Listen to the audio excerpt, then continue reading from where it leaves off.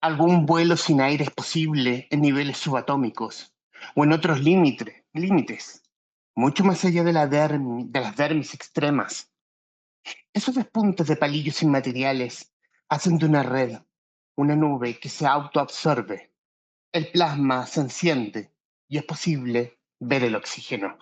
Y este es uno de los poemas contenidos en el libro del cual hablaremos hoy en esta nueva entrega del Traficantes de Cultura. Nos honra que nos haya aceptado la invitación a conversar al poeta, ensayista y editor Carlos Cosiña, autor de Estado de Materia, su nuevo volumen de poesía, libro editado por Lumen, y que muy amablemente, reitero, ha aceptado la conversación con este podcast. Carlos, muchísimas gracias por esta conversación para con los traficantes de cultura. Encanta hablar con estudiantes, sinceramente de ello. Ujú. Aquí quiero irme, quizá, siempre quizás fue una de conversar con un poeta, digamos, de la como los poetas siempre son atemporales, siempre están en diversas épocas. Hablar de uno de cierta época, todos viven en la misma época, todos admiramos a los mismos poetas de la misma época y todo. Y hablar antes de irnos al libro propiamente tal, hablar de la poesía y hablar quizás como lector del miedo a la poesía o hacia cierta distancia que se ha dado entre la poesía, entre el lector de poesía y el poeta o los mismos críticos. Quizás esa distancia que no tiene quizás la narrativa. ¿Qué, qué le parece eso? Um, Me parece bastante habitual, pero por lo mismo muy extraño. La poesía o el poema solo funciona en la medida que tengo un lector u oyente. Por lo tanto, Mm. es absolutamente necesario que se produzca la lectura o el oír para que el poema exista, si no es letra en potencia. ¿Mm? Eh, ¿Por qué la poesía, el poema aparecen como un poco distante de lo habitual? Yo creo que tiene que ver fundamentalmente porque se tiende a entender que aquello que es práctico es lo necesario. Y al igual que otros objetos, cualquiera sea objetos o situaciones, va a ser práctico cuando sea necesario. Cualquier instrumento no tiene ningún sentido práctico mientras no se le necesite. Y yo creo que en el caso de la poesía, eh, sí se le necesita, sobre todo cuando las personas son niños que constantemente están descubriendo y jugando en el sentido más importante del jugar, que es el descubrir. Están jugando con el lenguaje, con la sonoridad del lenguaje, con, no tiende a decir con imágenes, pero en realidad no son imágenes, sino que son representaciones que se hacen a partir de las sensaciones que se tienen. Y eso rápidamente, digo rápidamente, se empieza a eliminar en la medida que ponen se marcan los paradigmas mediante los cuales se estima que se va a incorporar en forma ya al mundo. Entonces los paradigmas empiezan a eliminar aquellos elementos que en determinado momento pareciera ser que no son tan importantes como es el canto, como es el baile, como es la sonoridad, como es fundamentalmente dar expresión a lo que se está sintiendo. ¿Sí? Empiezan a establecerse una relación con los otros a partir de ciertas cosas que son permitidas y otras que no son permitidas. Sin embargo, cuando personas, me incluyo, nos encontramos en en situaciones que son muy importantes, impactantes, o situaciones que nos es difícil eh, entender. Realmente lo que decimos es, me quedé sin palabras. ¿Sí? No sé qué es esto, no sé cómo expresarlo, y ese espacio y ese tiempo es el tiempo de la poesía, es el tiempo de la danza, es el tiempo de la escritura, es el tiempo de la música, es el tiempo en que, y el momento en que no se puede expresar aquello que se siente dentro de los parámetros habituales que sirven al lenguaje, por ejemplo, tanto comunicación. ¿Sí? Eh, y el poema y lo que se llama el arte en general son formas de conocimiento también que no se encuadran absolutamente en los oficios prácticos, aunque yo creo que su práctica es absolutamente necesaria.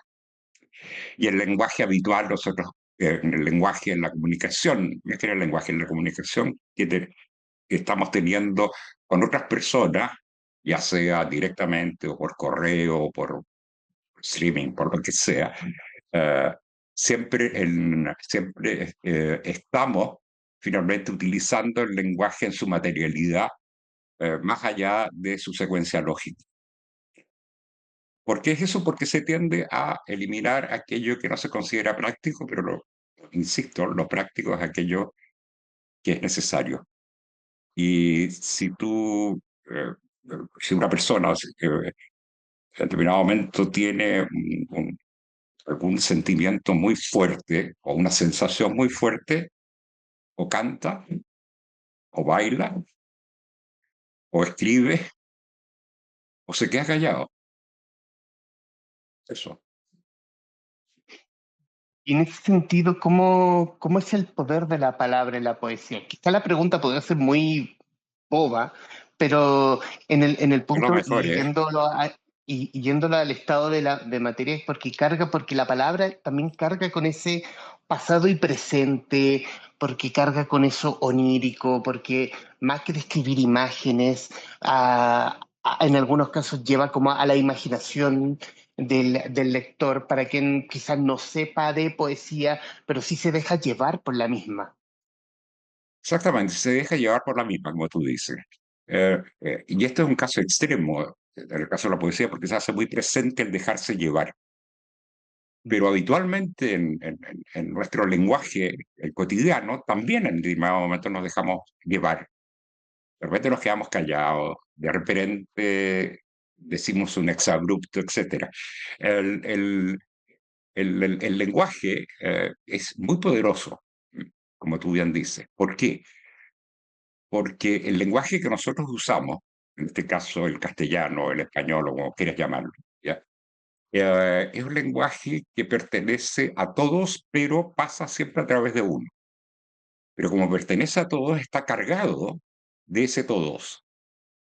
Está cargado, ¿ya? Eh, y no solamente de quienes están hablando en este momento el castellano, sino que los que lo hablaron y posiblemente los que lo van a hablar.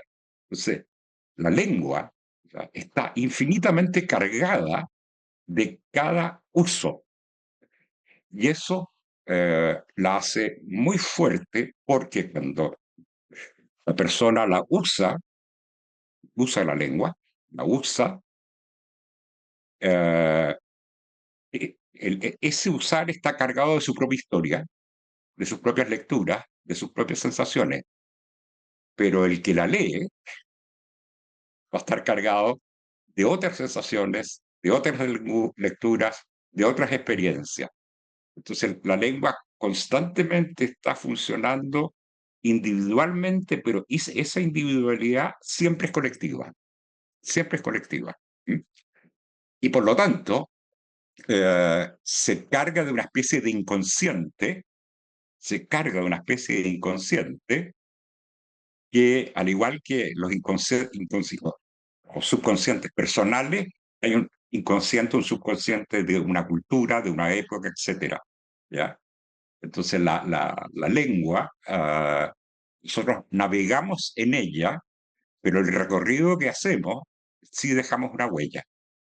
Y el recorrido de quien la lee o escucha genera otro tipo de huella. Está constantemente en movimiento. Ahora, Eh, constantemente lo que hace en el caso de los poemas, que puede ser el movimiento en la danza, que puede ser los sonidos en la música, la representación en el teatro, imágenes de movimiento en el cine, todas esas actividades, más que hacer referencia a una realidad, están creando un elemento que se incorpora a la realidad. Cuando tú describes una casa, cuando yo describo una casa o tú describes una casa, ya, tú lees algo sobre una casa en un libro cualquiera, ya, en un documento. La casa que está ahí no es la casa a la que supuestamente se refiere, sino que es la casa que está ahí. ¿Ya? No, no refleja nada, sino que se incorpora como un elemento más, como una capa más de lo que uno entiende como casa. Pero no se refiere a la casa que tú supuestamente estás describiendo. Es una capa más de una casa que jamás podremos describir, porque esa casa está en un espacio al cual no podemos acceder, porque siempre accedemos desde nuestro sentido, y nuestros sentidos nos dan solo una dimensión de lo que le llamamos realidad. Eso. Ahora entremos en materia, en este estado de materia. Quise aprovechar un poco al poeta y ha sido maravilloso este tiempo. Hablemos de... Difícil hablar de la idea, porque imagino que no es simplemente una idea, es una construcción, es una maquinaria más intensa que un libro cualquiera. Pero, ¿cómo nace estado de materia? Es una continuidad y al mismo tiempo es una salida de una construcción constante y un ejercicio constante que estoy haciendo, que llevo haciendo algún tiempo y que se ha ido materializando en total a estas alturas 6 libros. ¿Ya? Constantemente yo estoy trabajando sobre un espacio que tiene que ver con el espacio del lenguaje que trata de acceder a aquello que no se puede decir. Un poco es eso. Aquello que, aquello que es muy difícil de expresar, tratar de estar en ese espacio. El último libro que yo publiqué fue el año 2017, que se llama La Casa Devastada. Y continué escribiendo hasta que empezó a formarse este espacio, se llama Estado de Materia, y concluyó efectivamente este año, en 2024, con el libro. Eh, si tú revisas, o si alguien revisa incluso los títulos de los libros que yo he hecho, todos generalmente se refieren a materialidades, ¿ya? Y en este caso quería hablar de un momento especial de esa materialidad. Por eso se llama estado de materia. Y ahí se va tocando diferentes aspectos, que son 7 u 9, aspectos eh, en los cuales esa materia tiene una consistencia determinada, y en este caso está planteado de la siguiente manera: hacia la violencia, hacia, etcétera, hacia concepción, hacia lenguaje, eh, porque lo que me importaba era iniciar un proceso de conocer la materia en esos ámbitos. No es que venga de allá, sino que se inicia. Eh, eh, Literalmente es cuál es el estado en un momento determinado de algunas materias o materiales. Y esas materias o materiales no necesariamente son físicas, sino que pueden ser sensaciones también. La materia de la violencia, la materia del lenguaje, etc. Eh, Fundamentalmente eso es lo que hice en este caso y que se hizo. ¿Ah? O sea, por lo menos desde mi perspectiva, uno interviene en las obras, pero las obras también le intervienen a la persona que lo está haciendo. No, no, el autor no tiene, a mi entender, total dominio de lo que está haciendo. En determinado momento tiene que aceptar que algunos elementos de lo que allí se está construyendo uh, sobrepasan el entendimiento que uno mismo pudiera tener de eso que está ahí. Porque, en este caso, el poema, lo que se llama poema, es una forma de conocimiento. En la medida que es una forma de conocimiento, tú puedes percibir qué es lo que estás conociendo, pero no necesariamente entender claramente cuáles son los procesos por los cuales llegas a conocer. ¿Mm? Eso. Y es interesante la forma en que logró, porque en otros libros, uno ve otros libros de poesía donde él o la autora siempre va hacia el tema. Es como, por ejemplo, si tomar hasta paisaje, hasta Concepción, por ejemplo, uno pensaría que el poeta va desde Concepción.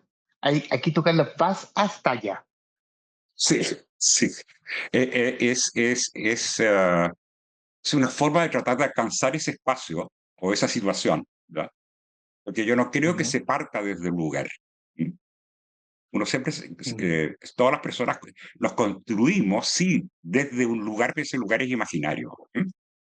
Siempre nos ujú, construimos. Por lo tanto, cuando nos acercamos a él, en realidad vamos hacia ese lugar, aunque sea el lugar, por algún nombre, originario. Tú vas a ese lugar porque lo vas a descubrir. Porque, por ejemplo, los recuerdos siempre son desde el presente. ¿Ya? Tú construyes un recuerdo desde el presente. ¿Ya? No lo construyes del pasado. Tratas de acercarte al pasado, pero ese acercamiento es desde ahora. ¿Ya? Cualquier recuerdo que uno tenga, no estoy hablando de poema o de arte, los recuerdos que uno tiene, ¿ya?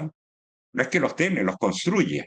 ¿En qué sentido? En que aplica todos tus conocimientos para poder entender o reconstruir algo que pasó, que evidentemente no lo vas a poder reconstruir, sino que con toda la historia que después pasó, y lo construye desde ahora. ujú, Por eso que las fotografías, por ejemplo, que pudiera parecer tan materialmente eh, no movible, siempre te producen extrañeza, porque los filtros, por ejemplo, una cosa tan simple que una cosa muy mecánica, porque los filtros son distintos, tú sabes que son distintos. Y si tú miras, por ejemplo, en el caso del cine, ¿ya? Si miras en el caso del cine, rápidamente te das cuenta cuando una película fue filmada hace mucho tiempo, poco tiempo, etcétera, por el tipo de filtro. Bueno, la construcción del pasado, la construcción de un recuerdo, la construcción del presente también tiene filtros. Eso hay que tenerlo más o menos claro. Filtros que en el caso de la computación o las imágenes digitales, qué sé yo, es muy evidente que tú conoces el tipo de filtro, pero siempre esos filtros existen, digamos, independientemente de que sean percibidos, independientemente de que sean percibidos. El filtro siempre es el presente y el filtro siempre es la materialidad en la cual está, ¿sí? Siempre está ujú. situado. Por eso, Y por favor. por ejemplo, una obra, un poema dicen estos son eternos. No, no son eternos, son siempre presentes. Y ahí está su valor, que se hacen presentes. ¿Ya? Sí. Y quiero también tocar la voz poética, porque pienso y creo que la voz poética, en su caso, Carlos, imagino que cambia o muta o se transforma, ponerle la palabra que guste, respecto del lugar que recibe. Por mucho tiempo, bueno, usted es nacido en Concepción, por mucho tiempo también vivió en Santiago y ahora vuelve a vivir en Concepción. ¿Qué tanto esa voz poética ha mutado entre el Gran Concepción y Santiago? La gran provincia, dices tú, Santiago. Sí, Y esa, y, y eh, esa, y esa provincia llamada Santiago. exactamente. Ah, sí cambia, como estaba diciendo recién, uno siempre está situado. Incluso cuando te quieres salir de la situación, el salirse es desde ese espacio. ¿Ya? Siempre está construido por el espacio en que está. Ahora, obviamente, los espacios físicos van cambiando, o sea, los espacios físicos van cambiando las formas de percepción que tiene. O sea, por decirte algo, eh, yo nací, viví hasta los 30 años en una ciudad que se llama Concepción, Y evidentemente el agua que hay ahí, el río, los ríos, el mar por ahí un poco distante, pero nunca vi la cordillera. Sin embargo, en el imaginario la cordillera siempre estaba. Y después viví 40 años en Santiago y la cordillera siempre se me apareció como extraordinaria en el sentido de sorprendente. Nunca dejó de sorprenderme. ¿Ya? Eh, y evidentemente eso produce, por ejemplo, la sensación de muralla o el deseo que esa muralla desaparezca. Eh, sí va cambiando, pero además, y yo creo que fundamentalmente va cambiando cómo uno va percibiendo en la medida que el tiempo va produciendo falla de materiales, digamos, ¿ya? O cambios de materiales. eh, Porque las perspectivas con que tú te sitúas en un momento son perspectivas que tienen que ver con el espacio recorrido, ¿ya? Por mucho que lo inventes, es un espacio recorrido, y aunque inventes el recorrido, es un espacio recorrido que es muy distinto hacerlo si tú tienes 15 años que si lo tuvieras, si tienes 30 y así sucesivamente, digamos. No es un problema de edad, sino que es un problema de percepción en la medida que vas acumulando experiencias y esas experiencias eh, entender la experiencia, lo que te enseña es que te vas a volver a equivocar. No, no mucho más que eso, ¿ya? O sea, evidentemente los espacios físicos sí tienen eh, importancia en cómo vas construyendo la percepción que tienes del mundo. O sea, en el caso de las personas que vivimos en Chile, para nosotros que la Tierra se mueva no es una cosa extraña, ¿ya? Entonces, nos es muy difícil decir, oye, pon los pies en tierra. De acuerdo, supuestamente que eso es, pon los pies en tierra, se hace realista. Oye, la tierra acá se mueve. Eso te determina una forma de entender que los pies en tierra no significa estabilidad. Y ahí tienes un caso concreto de cierta materialidad que cierta situación física en el sentido más eh, laxo del término, esa situación física determina cuál es tu percepción. Determina cuál es tu percepción. Y no se trata de tenerle miedo o no miedo, se trata de que no existe tierra firme. No existe. Para nosotros es muy evidente, no existe. O sea, evidentemente hay condiciones físicas que determinan, y eso podría extrapolarlo a que no hay obra firme, no hay estructura firme, uh, todo puede ser muy efímero, ya puede, y de hecho es muy efímero, puede que no lo sea, pero la posibilidad siempre está ahí. Entonces, efectivamente, los espacios te determinan. Y, y vivir el calor de la cuenca del Biobío de Concepción es distinto a vivir el calor en la precordillera, es distinto a vivir el calor entre los árboles, es distinto vivir la relación con las personas cuando estás en una ciudad industrial a cuando estás en una ciudad por lo que se ve primordialmente comercial, va cambiando. Y en eso, evidentemente, cambia porque la percepción de uno cambia. Lo que cambia son las percepciones. Eh, pero hay algunas cosas que se mantienen, o uno, o las personas creemos que se mantienen en la medida que son preocupaciones que se mantienen constantes. Para mí, la percepción, cómo percibimos el mundo, cómo accedemos a él, cómo lo vemos, cómo lo escuchamos, cómo lo sentimos físicamente, cómo lo tocamos, cómo lo leemos, es una preocupación que tengo desde hace mucho tiempo y que en vez de acostumbrarme a ella, cada vez me parece más sorprendente. Eso. Conversa- Conversamos con el poeta Carlos Cosiña, autor de Estado de Materia, libro editado por Lumen. Carlos, quiero irme al tema editorial. ¿Ya? ¿Cómo ha sido el trabajo con Penguin Random House respecto de este su último libro? Voy a hacer un pequeño recorrido, si es que es posible. Yo he publicado 6, 7 libros, y desde autoediciones hasta libros hechos en editoriales pequeñas, bastante pequeñas. Los únicos libros que he hecho con editoriales ya más formales y que pertenecen o a la industria cultural o a la industria editorial en términos, son dos, digamos, la publicación de el libro, de una de las reediciones de Aguas Servidas, que es mi primer libro, que lo hizo la UDP, la Universidad de Portales, y el otro es este de Lumen, que es Penguin Random House Montevideo. Ahora, por lo tanto, tengo alguna experiencia en el trabajo editorial, desde la autoedición, te diría, hasta trabajar con transnacionales. Ahora, particularmente en este caso, eh, el editor con que trabajé, que es Vicente Turraga, fue muy buen editor.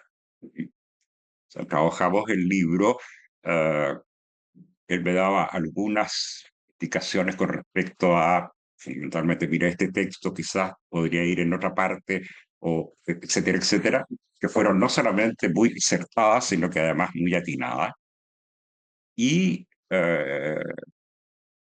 con un respeto el- por la persona del autor, ah, muy notorio, muy notorio. Así que ha sido una experiencia una muy buena experiencia trabajar con Lumen. El trato dentro de la propia empresa ha sido muy amable, muy claro y además, eh, por ejemplo, cosas que la gente que conocemos el mundo de las editoriales es una gracia o es una cosa que hay que remarcar, es el absoluta respeto por los tiempos, por ejemplo. Esto lo vamos a hacer en tal fecha, en este periodo, y así se ha hecho. Ha sido una muy buena experiencia, muy buena. Sabiendo, digamos, que este libro es uno más de los 70 mensuales que se publican en todo el grupo, etcétera. O sea, no, es así que uno más de ellos, pero para mí es muy importante. Y para algunos lectores también. Quiero, quiero citar otro de los poemas, porque para quienes verán y escucharán este programa, tienen esta antología, la obra de Carlos Costañeda compone con poemas largos, que compone como media plana, quizá la plana completa, y uno que simplemente es la frase, y la cual voy a leer ahora. Cito: el deseo es indescifrable sin dolor, una nota aguda en un momento de indefensión. Yo creo que es que es simple y certero a la vez, porque cómo es trabajar esa frase simple que tiene que tiene una línea y media, y a la vez ser tan certero, volver a lo que hablamos hace unos minutos, hablar de que cargar de poder la palabra. Sí, a ver, yo en general no me propongo hacer poemas largos, hacer poemas cortos. Eso no es, sino que se va armando el sistema, se va armando. ¿Ya? Eh, Claramente, las palabras se cargan unas con otras. ¿Sí? Es en la secuencia, es en la forma de respirar cuando tú lees o escuchas la palabra, es la respiración, la respiración, eso es la respiración que tiene cierto ritmo, los que te determinan cuál va a ser la extensión de un texto. En determinado momento, algunos textos, como este en particular, no se le, no tenía sentido. A ver, no es que no tenga sentido, no podía ponérsele más de lo que está ahí. De la misma manera que hay otros que no se le puede poner menos. Y ahí yo creo que uno cuando está trabajando el poema, cuando lo está trabajando, cuando está, o está siendo trabajado por el poema, ya, digamos que está trabajando, eh, tiene que hacerle caso a cómo se va construyendo. O sea, lo que, en mi caso, lo que hago es operar sobre ciertos elementos, ¿ya?, que me parecen que se pueden relacionar, y de pronto se produce la sinapsis. Y tengo que ser capaz de detectar que esa sinapsis es así, y no puedo alterar, o sea, puedo alterarla, pero si la altero va a ser otra cosa totalmente distinta. Eh, no tengo ningún interés en hacer poemas cortos, largos, no. Me dejo llevar por cómo se va construyendo, cómo se va construyendo el texto. Me dejo llevar, estando muy atento, digamos, a no engañarme, no jugar a, a que esto es una maravilla, sino que trabajarlo. Y generalmente yo lo que hago es escribo en el computador, ¿ya? Hoy tomo notas, muchas notas, y después pongo al computador, y voy haciendo archivos y los voy dejando ahí, los leo en voz alta y los leo en voz alta, porque creo que la respiración es uno de los inventos más importantes de la lengua. Eh, Sobre todo en los alfabetos, que es principalmente oral, digamos. El alfabeto nuestro, como construimos, ¿no es cierto?, las palabras, su unidad básica, no quiero hablar desde la lingüística, sino su unidad básica es una, una línea que tiene cierta forma, y esa línea, el único significado que tiene es sonido, que es distinto a cuando se escribe con ideograma. Ahí es otro sistema. Pero nosotros trabajamos y en realidad lo que vamos a hacer es que la palabra se transforma en ideograma, no la letra. Y en ese punto, Carlos, ¿cuánto sirve que el poeta observe y escuche? ¿Qué tanto sirve esa cosa más sensorial antes de llevarlo al papel, al lápiz o a una máquina? Eh, para mí Ujú. es esencial, absolutamente esencial. Eh, es absolutamente esencial. O sea, escuchar, el sonido creo que es un elemento clave. Segundo, incluso su grafía, o sea, visualmente, eh, una letra que sea alargada o una letra que sea más redonda, que tenga serif, o sea, colita, ¿no? Son también elementos que son significativos en términos de aportar alguna capa de significación a lo que está haciendo, pero escuchar sí es clave. Hay que pensar que, en general, nuestra forma de percepción y de adquisición de conocimientos, o de percepciones del mundo, es fundamentalmente oral. Y nosotros, fundamentalmente oral, ¿ya? Escuchamos, aprendemos mucho escuchando. ¿Sí? Y la lectura, aunque sea sin emitir palabra, resuena en el cerebro, siempre está sonando. Para mí eso es clave. Eso podría extrañarle a alguien que haya leído las cosas que yo hago, porque no tienen rima, porque aparecen textos en determinado momento muy cercanos a lenguajes que parecen muy rígidos, pero yo creo que por muy rígido que sea un lenguaje o pretendidamente exacto, siempre está vibrando en algún momento, siempre está vibrando. Incluso las fórmulas matemáticas, tú ves que si cuando las ves, vibran de alguna manera. No, A elevado al cubo no es eso solamente, no es una A con una 2 arriba a la derecha, no. Hay una figura ahí que está moviéndose, por lo tanto Ahora, resona. yo siento que el libro que quizás no tendrá ese ritmo que cualquier libro de poesía, sí tiene un ritmo, tiene algo.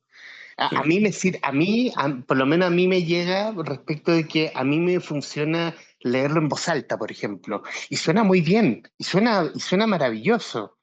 Quizás no darle tanta explicación, así como, hoy, ¿qué es la poesía? No, la poesía, y empezamos a volar y todo eso, pero es eso. Yo creo que tiene que ver con eso, que es la misma forma que nosotros percibimos el caso de la música, o percibimos la danza, o las artes visuales. En determinado momento tú puedes mirar y por muy voy a usar un término que en determinado momento se usó como muy realista, que sea una pintura. El realismo no, a ver, incluso el mayor realismo es ¿cómo se llama? En determinado momento estas pinturas o dibujos que parecen fotografía. Una de las gracias es que tú sabes que no es fotografía. No existe, incluso la foto misma no es realista la foto, ¿no es cierto? Es un segundo con ciertos juegos de luces y finalmente una química o una o ciertas relaciones en información, y finalmente tú puedes entender que puede ser bits en lo que está funcionando ahí. No, la, la, la percepción de lo que nosotros tenemos de aquellos elementos con los cuales pretendemos comunicar, eh, podemos en determinado momento decir, bueno, vamos a hablar el lenguaje que se usa habitualmente, pan, pan, vino, vino. Pero cuando tú hablas pan, pan, vino, vino, no es pan ni es vino. No es. Aunque digas pan, pan, vino, vino, lo que estás diciendo no es pan ni es vino.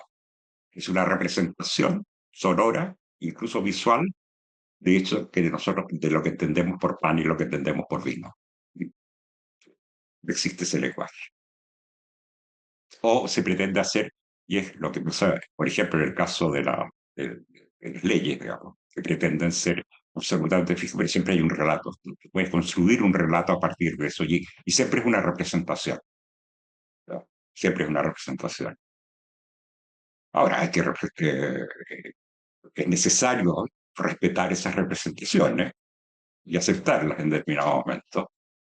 Pero cuando tú quieres tener una percepción, es un conocimiento en el sentido y tratar de dilucidar alguna sensación que tienes que partir de la base que cualquier cosa que impongas a ella en términos de código, el código nunca va a responder a la sensación, sino que va a ser una representación de ella. Entonces, lo que hacen las artes en general es que están conscientes que son una representación, que no pueden ser una representación, sino que un elemento que tiene algunas cosas de eso que se quiere representar, pero que se ubica al lado de eso. ¿Ya? Que se ubica como un elemento más representado. Es, por ahí va. Por ahí va lo que yo hago. Y qué más poder agregar? En el tiempo que nos queda, Carlos, quiero darle las gracias por su tiempo, por este diálogo pleno de poesía, de paisajes, sonidos, memoria. Tiene un poquito este diálogo tiene un poquito de todo y sobre todo darle las gracias por este su libro, por estado de la materia. Al principio hablaba usted de estos libros eternos, pero usted lo quiso poner como libro presente. Yo quiero ponerle a su libro presente también otro apelativo como alegre, que tiene mucha vida, mucho optimismo a pesar, y, y sobre todo vital, vital, porque es un libro, creo yo, que se va a mantener, que es un libro que es joven, que se lee joven y que se va a mantener joven. No va a ser eterno, pero quizás presente, pero se va a leer más presente y vital este año, el 2025, en 50 años, quién sabe. Y quiero por lo mismo darle las gracias reiterarle las gracias por su tiempo y estos minutos finales para que diga lo que guste respecto del libro, de lo que quiera.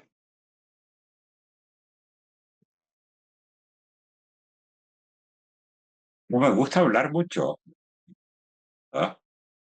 Ujú. Ah, o sea, sí me gusta hablar, pero eh,